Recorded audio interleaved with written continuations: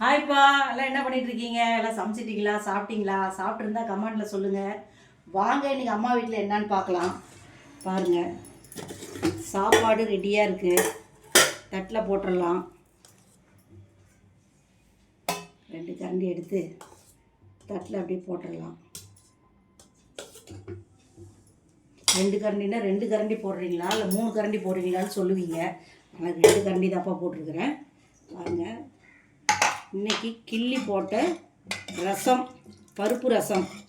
பருப்பு ரசத்தை அப்படியே தட்டு மேலே அப்படி சாப்பாட்டு மேலே இப்படி 2 கரண்டி ஊற்றிடலாம். சூப்பராக இருக்குங்க ரசம். அப்படி ஊற்றிடலாம். இங்கே பாருங்கள், இது புதுசாக நான் சொன்னேன், காலையில் கூட உங்கள்கிட்ட சொன்ன மாதிரி இந்த டிஷ்ஷை வந்து உங்களுக்கு ரெசிபி போடுறேன்னு.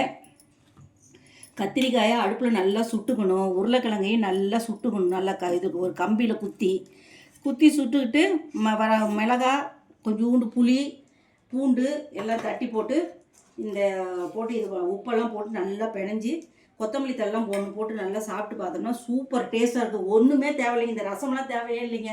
இந்த சாப்பாடு போட்டு இதை போட்டு பிணைஞ்சி சாப்பிட்டோம்னா அவ்வளோ ருசியாக இருக்குங்க. இது எங்கள் மாமியார் சொல்லி கொடுத்த டிஷ்ஷு. இன்னொரு நாளைக்கு நான் வந்து கரண்ட் வரட்டும்பா, வந்ததுக்கப்புறம் 2 நாள் கழித்து உங்களுக்கு இதே மாதிரி செஞ்சு ரெசிபி காமிக்கிறேன். என்னன்னு பார்த்துட்டு சொல்லுங்கள். பாருங்கள், அப்பளம் தூக்கி இதில் வச்சிடலாம். இவங்க வத்தல் வறுத்து வச்சுருக்கிறேன். எங்கள் மருமக வேணுன்னா எடுத்துவா, இல்லைன்னா வச்சுருவா. இதுதான் இன்றைக்கி அம்மா வீட்டில் ரசம் இருக்கும். இந்த ரசம் நேற்று வச்ச ரசம் மீதி இருந்தது. இதை வந்து அப்படியே வச்சு ஊற்றி சாப்பிட்டுக்க வேண்டியது தான். இன்றைக்கி அம்மா வீட்டில் இதுதான் சாப்பாடு. உங்கள் வீட்டில் என்ன சாப்பாடுங்கிறத கமெண்டில் சொல்லுங்கள்.